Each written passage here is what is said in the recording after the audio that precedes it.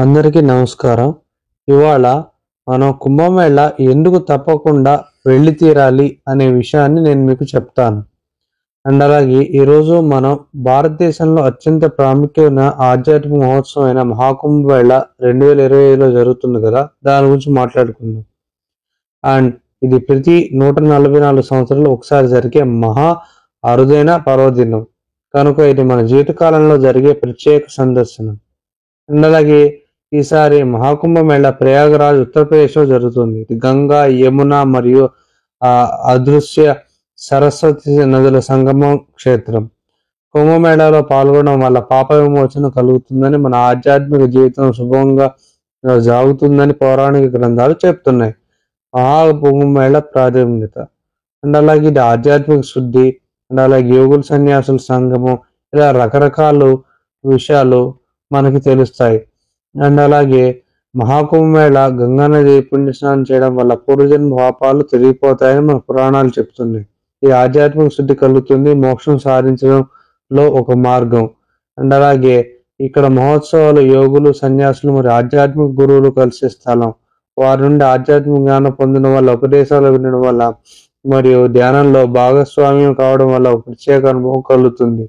మహాకుంభమేళ భారతీయ సంస్కృతి యొక్క ఆధ్యాత్మికత మరియు ఐక్యత మరియు పురాణాల సాంప్రదాయాల మౌనతకు ప్రదర్శనిస్తుంది. అండ్ అలాగే ఇది ప్రపంచవ్యాప్తంగా ఒక భక్తులకు ఒక చోట చేర్చి భారతదేశ ఆధ్యాత్మికతకు ప్రసారం చేకూరుస్తుంది. అండ్ అలాగే పురాణ గాథల ప్రకారం దేవతలు మరియు రాక్షసులు అమృతం కోసం క్షీరసాగరం మదం చేసినప్పుడు 4 పుణ్యక్షేత్రాల్లో అమృతం చెందిందని చెప్తారు. ప్రయాగరాజ్, హరిద్వార్, నాసిక్ మరియు ఉజ్జయిని ఈ ప్రాంతాల్లో జరిగే కుంభమేళ ఆధ్యాత్మిక జ్ఞానం పొందవచ్చు. ప్రజెంట్ 2025 ప్రయాగరాజ్ లో ఉంది. అండ్ అలాగే ఈరోజు మనం కుంభమేళ యొక్క గొప్పతనం, ప్రాముఖ్యత, ఆధ్యాత్మికత మరియు 25 అండ్ ఎన్నో రకాల గొప్ప విషయాల గురించి ఇవాళ మనం తెలుసుకుందాం.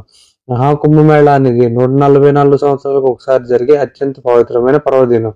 అండ్ ఈసారి ఇది ఉత్తరప్రదేశ్లో ప్రయాగరాజ్లో జరుగుతుంది. అండ్ ఈ గంగా, యమున మరియు సరస్వతి నది కలిసే యొక్క సంగమం. అండ్ అలాగే ఇక్కడ చేయడం వల్ల మోక్షం కలుగుతుంది. అండ్ అలాగే ఎన్నో గొప్ప విషయాలు మనం ఇవాళ తెలుసుకోబోతున్నాం. అండ్ దానికి ప్రధాన 7 కారణాలు మనం ముఖ్యంగా తెలుసుకోబోతున్నాం, ఎందుకు విజిట్ చేయాలని తప్పకుండా. అండ్ అలాగే నేను నెక్స్ట్ వీడియోలో మహాకుంభమేళాలోని 6 పవిత్ర రోజుల గురించి కూడా నేను మీకు చెప్తాను. అండ్ అలాగే ఇది ఒక ఆధ్యాత్మిక, ఎంతో దైవ సంబంధిక విషయాల్లో మీకు నేను చెప్పబోతున్నాను ఇవాళ. అండ్ అలాగే 7 కారణాల్లో మొదటి పూజలు మరియు రుద్రాభిషేకం. మహాకుంభమేళాలో భక్తులు ప్రత్యేక పూజలు, కార్యక్రమాలు నిర్వహిస్తారు. ఇందులో రుద్రాభిషేకం, సంకల్ప పూజలు మరియు నది స్నానాలలో ప్రధానమైనవి. ఈ పూజలు భక్తులకు పుణ్యాన్ని అందిస్తాయి, తమ పాపాల నుండి విముక్తి కూడా పొందుతాయని సహాయపడతాయి. అలాగే ముఖ్యంగా శివ పూజ, గంగా స్నానం మరియు పూర్ణ కుంభ పూజ ఈ సమయాల్లో అత్యంత పవిత్రంగా నిర్వహింపబడతాయి. ఈ కార్యక్రమాలు ప్రతి వ్యక్తి సంస్కృతి సంప్రదాయాలను అండ్ అలాగే పెంచే విధంగా ఉంటాయి. అది అదృష్టాన్ని మరియు ఆధ్యాత్మిక శాంతిని అందిస్తాయి, మానసిక ప్రశాంతత కూడా అందిస్తాయి. భక్తి సంగీతం మరియు నృత్యం. మహాకుంభమేళలో భక్తి సంగీతాలు, కీర్తనలు మరియు నృత్యం కూడా ప్రసిద్ధి చెందుతాయి. ఇవి భక్తులకు ఆత్మని హత్తుకునే విధంగా ఉంటాయి. కీర్తన లేదా భజనలు, జపంతో పాటు నాట్య ప్రదర్శనలు కూడా ఉంటాయి. ఈ ప్రదర్శనలను చూసి భక్తులు మరింత అనుభూతి పొందుతారు. విభిన్న భక్తి గీతాలు మరియు శివభజనలు మిమ్మల్ని ఆధ్యాత్మిక మార్గంలో ప్రవేశపెట్టడం, మీ మనశ్శాంతిని ఏర్పడటం సహకారం అవుతుంది. అండ్ ధార్మిక సందేశాలు మరియు ఉపనిషత్తులు. అండ్ అలాగే వీటి కారణంగా మహాకుంభమేళ సమయంలో అనేక ఆధ్యాత్మిక గురువులు, సన్యాసులు మరియు సాధకులు ప్రచారంలో ధార్మిక సందేశాలు చెప్తారు. అండ్ వాళ్ళ యొక్క ఆశీస్సులు తీసుకోవడం ఎంతో మంచిది. ఈ సందేశాలు మన జీవితాన్ని విధానంలో ఆధ్యాత్మిక మార్పు తెస్తాయి. మన జీవితంలో ఉన్న పాపాలు లేదా అశుద్ధతలను తొలగించుకోవడానికి ఉపనిషత్తులు అండ్ తత్వ ధ్యానం సహాయపడతాయి. వీటిలో పాటు ప్రాచీన ధార్మిక గ్రంథాలు, శ్రీమద్ భగవద్గీత, రామాయణం, మహాభారతం వంటి పురాణ గాథలు వినడం ద్వారా భక్తులు ఆధ్యాత్మిక జ్ఞానం పొందుతారు. అండ్ అలాగే భక్తి మేళలు. అండ్ అలాగే ఈ వేడుకలో భక్తి మేళాలు కూడా ప్రత్యేకంగా ఉంటాయి. ఇక్కడ శంకరాచార్యులు, సామాన్య భక్తులు, సన్యాసులు అన్ని కలిసి భక్తులు పరస్పరం చేసుకుంటారు. అండ్ అలాగే శంకరాచార్యులు అంటే దానికి సంబంధించిన ఆధ్యాత్మిక గురువులు అని అర్థం. అండ్ అలాగే భక్తులు సంబరంగా పాల్గొనడం, మనసులో ఆధ్యాత్మిక శక్తిని అంగీకరించడం ద్వారా వారు మంచి పుణ్యాన్ని సంపాదిస్తారు. అండ్ అలాగే ఆధ్యాత్మిక నిలయాలు అండ్ కుంభమేళాలో ఆధ్యాత్మిక నిలయాలు ఏర్పాటు చేస్తారు. ఈ నియమాల్లో మీరు పూజలు, ఆధ్యాత్మిక ఉపన్యాసాలు, జపం ద్వారా చేసేందుకు స్థలాలు పొందవచ్చు. అండ్ ఈ ప్రత్యేక స్థలాలు వందలాది మంది భక్తులు దర్శిస్తాయి. ఇక్కడ వేరే విద్య, యోగ, రక్షణ మరియు తత్వసూత్రాలు ఉపదేశిస్తారు. అండ్ అలాగే సంకీర్తనల పోటీలు. మహాకుంభమేళాలో సంకీర్తనల పోటీలు కూడా జరుగుతాయి. ఇందులో భక్తులు తమ ప్రేమను, భక్తిని ప్రదర్శిస్తూ సంకీర్తనలు పాడతారు. ఈ పోటీల్లో భక్తుల మధ్య మంచి సంబంధాన్ని పెంచుతాయి మరియు వారి మానసిక శక్తిని పెంపొందిస్తాయి. అండ్ అలాగే వాళ్ళ యొక్క ఆందోళనలు కూడా తగ్గించే విధంగా ఉంటాయి. పాదయాత్ర. ఇంకా చాలా మంది భక్తులు పాదయాత్ర కూడా చేస్తారు. గంగా, యమున, సరస్వతి నదుల పక్కన జరిగే పవిత్ర స్థలాల్లో పాదయాత్ర చేయడం పుణ్యం పొందడం ఆధ్యాత్మిక పరిమాణాలను కూడా పెంచుతుంది. అండ్ అలాగే పౌరాణిక నేపథ్యం ప్రకారం, పురాణ గాథల ప్రకారం దేవతలు మరియు రాక్షసుల అమృతం కోసం క్షీరసాగర మదనం చేసిన 4 పుణ్యక్షేత్రాల్లో ఈ యొక్క అమృతం పడింది. ప్రయాగరాజ్, హరిద్వార్, నాసిక్ మరియు ఉజ్జయిని. అండ్ అలాగే మహాకుంభమేళలో 2025లో ప్రదర్శించేటప్పుడు మీరు అక్కడ తప్పకుండా వెళ్ళాల్సిన కొన్ని ప్రాంతాల్లో ఇవి. అండ్ అలాగే తప్పకుండా వెళ్ళడానికి ప్రధాన కారణం ఏంటంటే ఈ విశ్వవ్యాప్త ఐక్యత ప్రతీక. కుంభమేళ భక్తులందరూ ఒకటిగా చేస్తే ప్రేమ, ఐక్యత మరియు సంస్కృతిని కూడా పెంపొందిస్తుంది. అండ్ అలాగే ఆధ్యాత్మిక గురువులు ఉపన్యాసాలు వినడం వల్ల, యోగాలో పాల్గొనడం వల్ల ఆధ్యాత్మిక శాంతి కూడా మనకు కలుగుతుంది. గంగా నదిలో స్నానం చేయడం వల్ల పూర్వజన్మ పాపాలు, ఈ జన్మ పాపాలు కూడా మనకి తొలగిపోతాయి. ఎందుకు మహాకుంభమేళ 2025 వెళ్ళాలి? అండ్ ఇది మన జీవితంలో జరిగే ఒక అద్భుతమైన ఘటన. అండ్ అలాగే 144 సంవత్సరాలకు ఒకసారి వస్తుంది. అండ్ అలాగే మన తాత ముత్తాతలు చూడలేరు, మన మనమనవాళ్ళు కూడా చూడలేకపోవచ్చు. అండ్ మనకి కలిగిన అదృష్టం మాత్రం ఇది. కాబట్టి తప్పకుండా వెళ్ళి తీరాలి. భారతీయ ఆధ్యాత్మిక అనుభవించడానికి ఇది సరైన అవకాశం. ఈ ప్రయాణం ఆధ్యాత్మిక ప్రశాంతత మరియు జీవిత గమ్యం గురించి మీరు కొత్త కోణాలు అందిస్తుంది. అండ్ కుంభమేళ ఉత్సవాలు, వార్షిక చర్యలు. అలాగే 2025లో మహాకుంభమేళ ప్రతి ఒక్క భక్తుని మరియు యాత్రికులు ఒక పవిత్ర అనుభవాన్ని భాగంగా తీర్చిదిద్దుతుంది. కుంభమేళ జరిగే ఆధ్యాత్మిక ఉత్సవాలు మీ జీవితంలో గొప్ప మార్పు తీసుకురాగలవు. ఈ ఉత్సవాలు భక్తుల జీవితాలు అనేక ధార్మిక ప్రయోజనాలు, గౌరవాన్ని మరియు శాంతిని అందిస్తాయి. ఈ విధంగా ఈ రోజుల్లో పాల్గొనే అనేక గొప్ప గొప్ప విషయాలను మీరు ఇక్కడ తెలుసుకోగలుగుతారు. అండ్ మీరు వెళ్ళడం ఎంతో ఉత్తమం. అండ్ అలాగే ఎంతో కూడా మీకు మంచిని, శాంతిని, మీకు ప్రశాంతతని ఈ కుంభమేళ చేరుస్తుంది. అండ్ అలాగే మరిన్ని విషయాలు మీకు నేను భవిష్యత్తులో ఈ కుంభమేళ గురించి తెలియజేస్తాను. కాకపోతే అక్కడ మీరు మీ చిన్నపిల్లలతో కానీ మీ ఆడవాళ్ళతో వెళ్ళినప్పుడు సరైన జాగ్రత్తలు తీసుకోండి. అండ్ అలాగే అక్కడికి వెళ్ళిన తర్వాత మిగిలిన ప్రాంతాలను కూడా మీరు విజిట్ చేయండి. అండ్ వాటి గురించి కూడా నేను భవిష్యత్తులో వీడియో చేస్తాను. అండ్ అలాగే ఈ ప్రయాగరాజ్ ఎంతో అద్భుతంగా ఉంటుంది. అండ్ అలాగే నాగసాధువులు, అఘోరాలు, వాళ్ళ గురించి కూడా నేను ఈ వీడియోలో మీకు చెప్పబోతున్నాను. అండ్ వాళ్ళు ఎంత గొప్పగా ఎలాగైతే ఎంత గొప్పగా ఉంటారు, వాళ్ళ ఆచారాలు కూడా మీరు ఇందులో చెప్తాను. పనులతో పోలిస్తే వీళ్ళు చేసే పనులు కొంచెం డిఫరెంట్ గా ఉంటాయి. అండ్ అఘోరాలు మరియు నాగసాధువులు వాళ్ళ డిఫరెన్స్ పూర్తిగా నేను వివరిస్తాను. అండ్ అలాగే మూలం. అఘోరాలు శివుని యొక్క అవతారమైన అఘోర శివుడిని పూజిస్తారు. వీరు శ్మశానంలో తపస్సు చేస్తూ ఆధ్యాత్మిక ప్రకాశం పొందడం లక్ష్యంగా భావిస్తారు.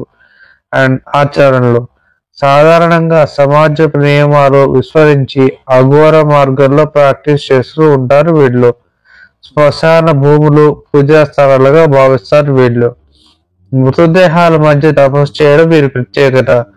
ఆధ్యాత్మిక శక్తులు పొందడమే వీరి ముఖ్య లక్ష్యం.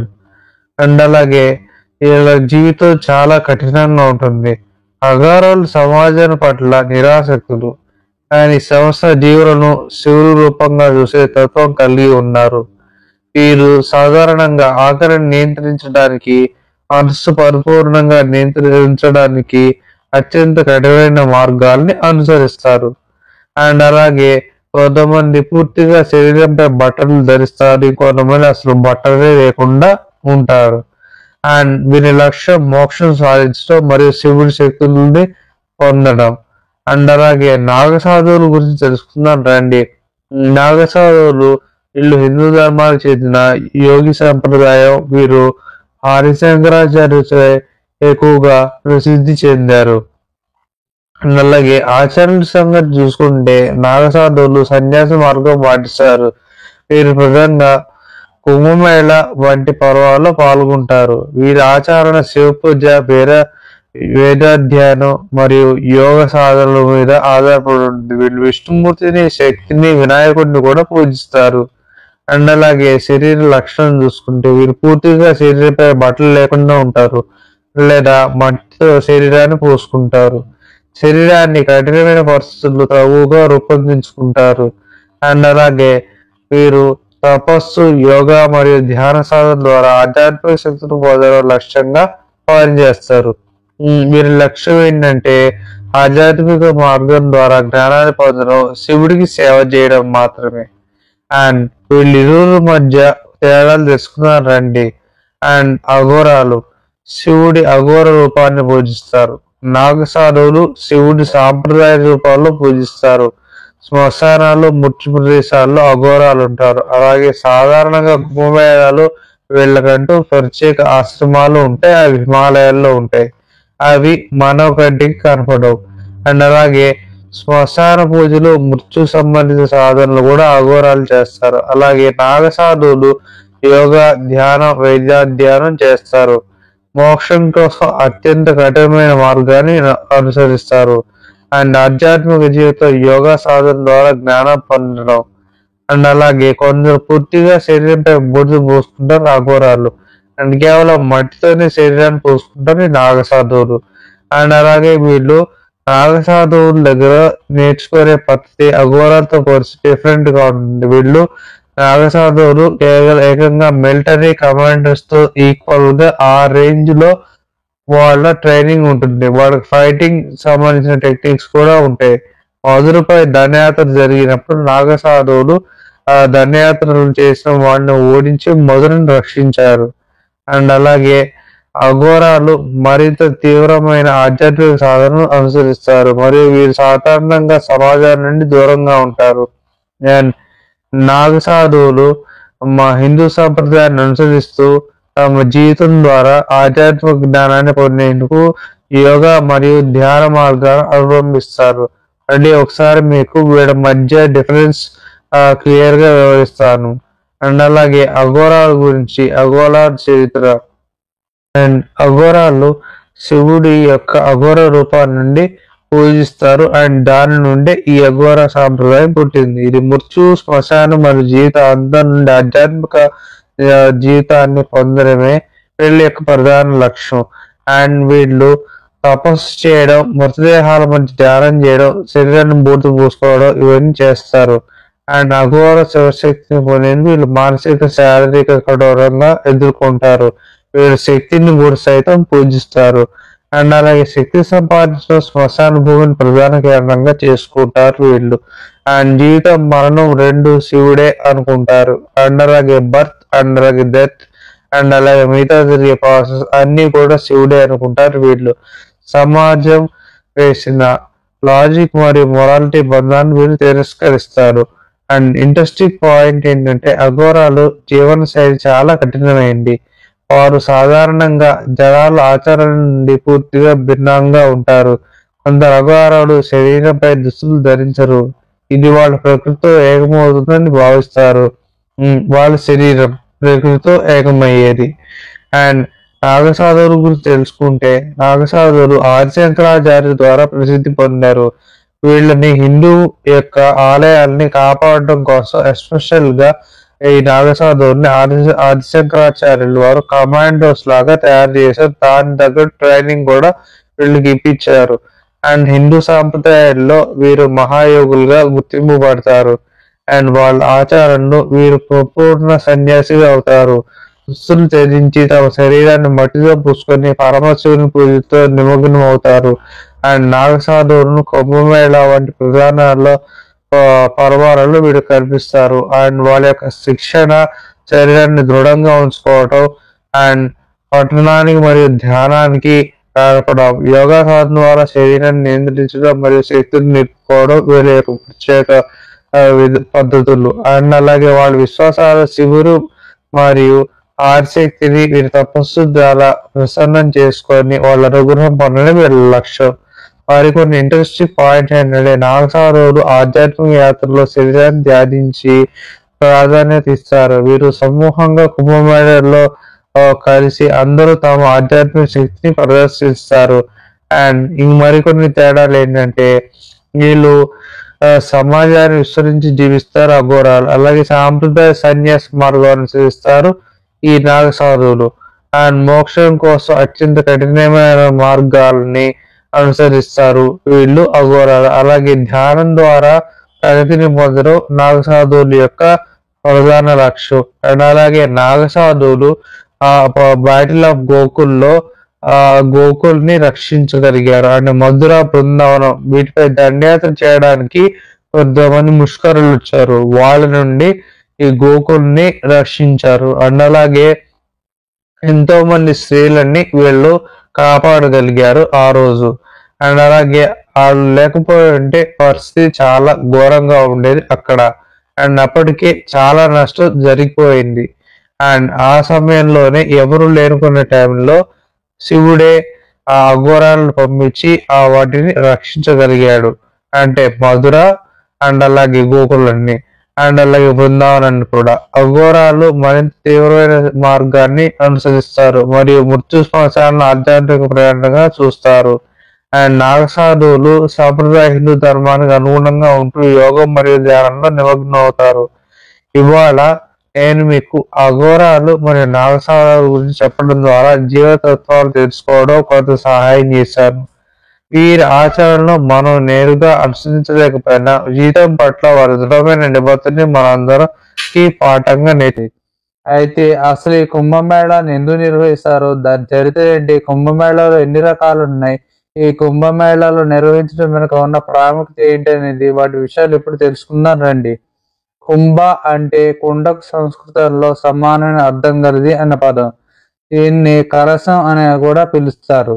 భారత ఖగోళ శాస్త్ర ప్రకారం కుంభం అనేది ఒక రాశిని కూడా సూచిస్తుంది. ఈ రాశిలో ఈ పండుగ నిర్వహిస్తారు. మేళ అంటే కూటమి అండ్ కలయిక లేదా జాతర అని చెప్పవచ్చు. అనేక మంది హిందువులు యాత్రికులు గంగా నది వద్దకు చేరుకొని చేసే వేడుకనే కుంభమేళ. అండ్ అలాగే సూర్యుడు, బృహస్పతి గ్రహం యొక్క స్థానాల ఆధారంగా ఈ వేడుక జరుపుకోవడం జరుగుతుంది. సూర్యుడు బృహస్పతి సింహరాశిలో ఉన్నప్పుడు ఈ కుంభమేళాను నాసిక్లోని త్రయంబకేశ్వర్లోను, సూర్యుడు మేషరాశిలో ఉన్నప్పుడు హరిద్వార్లోను, బృహస్పతి వృషభ రాశిలో ఉన్నప్పుడు, సూర్యుడు మకర రాశిలో ఉన్నప్పుడు కుంభమేళాలు ప్రయాగలోను చేస్తారు. బృహస్పతి, సూర్యుడు వృశ్చిక రాశిలో ఉన్నప్పుడు ఉజ్జయినిలోను నిర్వహించడం జరుగుతుంది. ప్రతి స్థలంలోనూ కుంభమేళా నిర్వహించే తేదీలను సూర్యుడు, చంద్రుడు, బృహస్పతి యొక్క స్థానాల ఆధారంగా ఎప్పటికప్పుడు నిర్ణయించడం జరుగుతుంది. చరిత్ర గురించి తెలుసుకుందాం రండి. పూర్వం దేవతలు, రాక్షసులు ఇద్దరూ కలిసి అమృతం కోసం సముద్ర మథనం చేస్తారు. అండ్ మేరు పర్వతాన్ని వాసుకిగా తాడుగా కట్టి అమృతాన్ని చిలుకుతారు. అప్పుడు అమృతంతో పాటు హాలాహలం కూడా వస్తుంది. అప్పుడు హాలాహలాన్ని శివుడు తాగుతాడు. అండ్ ఆ తర్వాత ఐరావతం, లక్ష్మీదేవి వస్తాయి ఈ సముద్ర మథనం ద్వారా. అప్పుడు లక్ష్మీదేవిని శ్రీ మహావిష్ణువు పెళ్లి చేసుకుంటాడు. అండ్ ఆ తర్వాత అమృతాన్ని రాక్షసుల నుండి కాపాడడానికి మాయ చేసి మోహిని అవతారం ఎత్తుతాడు. అండ్ శ్రీ మహావిష్ణువు దేవతలకు పంచుతాడు ఈ అమృతాన్ని. ఈ పంచగ్రామంలో అమృతం కలశంలోని కొన్ని అమృతపు చుక్కలు ప్రయాగ్రాజ్, హరిద్వార్, నాసిక్, ఉజ్జయినిలో నదులపై అమృతాన్ని ఇచ్చే పడడం జరుగుతుంది. అండ్ ఈ నీళ్లు తాగితే, అలాగే ఈ నీళ్ళని స్నానం చేస్తే పాపాలు పోతాయని నమ్ముతారు.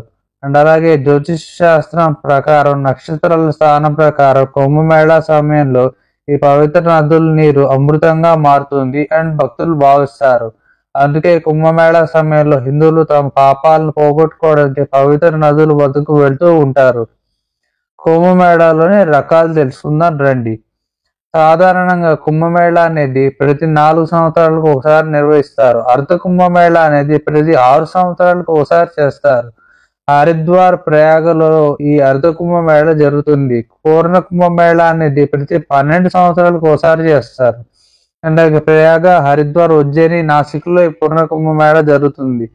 ఇలాంటి పూర్ణ కుంభమేళాలో 12 పూర్తయిన తర్వాత అంటే 144 సంవత్సరాలకు ఒకసారి మహాకుంభమేళ జరుగుతుంది. ఇది అలహాబాద్లో నిర్వహిస్తారు. ఇప్పుడు జరిగేది మహాకుంభమేళనే. 144 సంవత్సరాలకు ఒకసారి ఇది జరుగుతుంది. దీన్ని మీరు మాత్రం మిస్ అవ్వకండి, తప్పకుండా విజిట్ చేయండి. అండ్ దీన్ని ప్రయాగరాలో నిర్వహిస్తారు. అండ్ అలహాబాద్ అని కూడా దీనికి ఒక పేరు ఉంది. ప్రాంతాల వారీగా ఇలా చేసుకుంటారు. అండ్ ప్రాంతాలు ఎలా ఎంచుతారంటే సూర్యుడు, బృహస్పతి గ్రహాల స్థానాల ఆధారంగా కుంభమేళాన్ని నిర్వహిస్తారు. సూర్యుడు బృహస్పతి సింహరాశిలో ఉన్నప్పుడు కుంభమేళాన్ని నాసిక్లోను, త్రయంబకేశ్వరంలో నిర్వహిస్తారు. సూర్యుడు మేషరాశిలో ఉన్నప్పుడు హరిద్వార్లో చేస్తారు. బృహస్పతి సూర్యుడు వృశ్చిక రాశిలో ఉన్నప్పుడు ఉజ్జయినిలో నిర్వహిస్తారు. ఇలా ప్రతి స్థానంలో కుంభమేళా నిర్వహిస్తూ తేదీలు సూర్యుడు, బృహస్పతి స్థానాల ఆధారంగా లెక్కేస్తూ ఉంటారు. అండ్ అలాగే ఇంట్రెస్టింగ్ విషయాలు ఏంటో తెలుసుకుందాం రండి. 2013లో అలహాబాద్లో జరిగిన కుంభమేళాకు 30 మిలియన్లు పైగా భక్తులు హాజరయ్యారు. ఇది గిన్నీస్ ప్రపంచ రికార్డు నెలకొల్పింది. అండ్ ఈ ఏడాది సుమారు 40 కోట్ల మంది ప్రయాగకు వస్తారని కేంద్ర ప్రభుత్వం అంచనా వేస్తుంది. దీనికి సంబంధించిన అంశాలపై దృష్టి సారిస్తుంది. అండ్ భక్తులకి రక్షణగా చాలా కట్టుబాట్లు అండ్ చాలా కట్టుదిట్టమైనవి కూడా ఈ ప్రభుత్వం ఏర్పాటు చేసింది. అండ్ ఎంతో సేఫ్టీ గురించి కూడా ఆలోచించి భక్తులు సేఫ్గా ఉండాలని కూడా ప్రభుత్వం ఆలోచిస్తుంది. భక్తులకు అసౌకర్యం కలగకుండా వసతులు కల్పించడం వంటి పనుల్లో కూడా నిమగ్నమైంది ప్రభుత్వం. మహాకుంభమేళాకు ఆధ్యాత్మికంగా మేలుకొలుపుగా చూస్తారు. ఈ కుంభమేళా సమయంలో పవిత్ర నదుల్లో స్నానం చేస్తారు. తమ పాపాలను కడిగి ఆధ్యాత్మికంగా వృద్ధి చెందాలని భావిస్తారు. ఈ కుంభమేళాలో సాధువులు, ఋషులు, ఆధ్యాత్మిక నాయకులు కూడా హాజరవుతారు. సాంస్కృతిక గొప్పతనానికి ప్రతిగా కుంభమేళా ప్రతిబింబిస్తుంది. ఈ మేళాలో నాగసాధువులు నగ్నంగా, సన్యాసులు బూడిద రాసుకొని కనిపిస్తారు. అఘోరాలు కూడా ఉంటారు. అండ్ వివిధ ప్రాంతాలు, కులాలు నుండి, మతాల నుండి, వివిధ ఆచారాల నుండి కూడా ప్రజలు వస్తారు. వివిధ దేశాల నుండి కూడా ఈ కుంభమేళాకి భక్తులు హాజరవుతారు.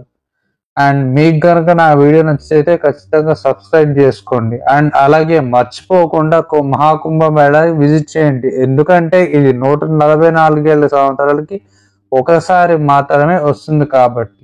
And thank you.